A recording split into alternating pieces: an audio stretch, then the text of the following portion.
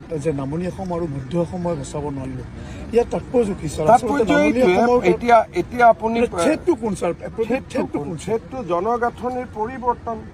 ৭২ চনৰ ভোটাৰ লিষ্টখন লওক আৰু আজিৰখন লওক ইমান অ আ ক খ এটা মোক সুধিব লাগে নে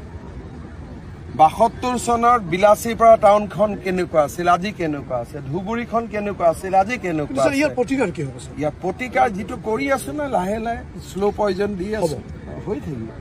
লাহে লাহে মেডিচিন পৰিব পয়জন পৰিব সাৰ পৰিব বিষ পৰিব ঘাঁহ পৰিব সব লাহে লাহে লাহে লাহে ঠিক হ'ব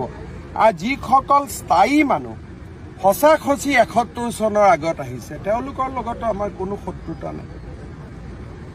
৭১ চনৰ আগত যিসকল আহিছে তাকতো অসমীয়াই আদৰিয়ে লৈছে গতিকে আমাক বেয়া পাবলগীয়া কি আছে আমিতো কোৰ্টতে এফিডেভিট দিছো যে ৭১ চনৰ আগত অহাখিনি ভাৰতীয়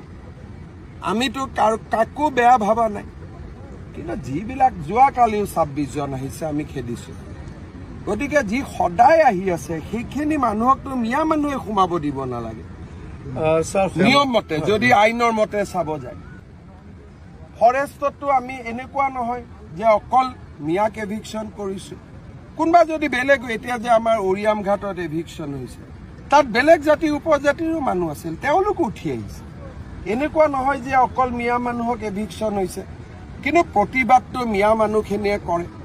তেওঁলোকে আইন মানিব নোখোজে আইন নামানিলেতো নহ'ব ভাৰত এখন আইনৰ ওপৰত স্থিত ৰাজ্য কিমান বিঘা মাটি এজনে ৩০০ বিঘা আৰে মোৰে নাই ৩০০ বিঘা এজনে ২০০ বিঘা মোৰে নাই ৩০০-২০০ বিঘা মাটি কোনোবাই যদি লৈ থাকে মানুহৰ খং নুঠিব নেকি আপোনালোকৰ আছে কাবাৰ ৩০০ বিঘা ২০০ বিঘা নাই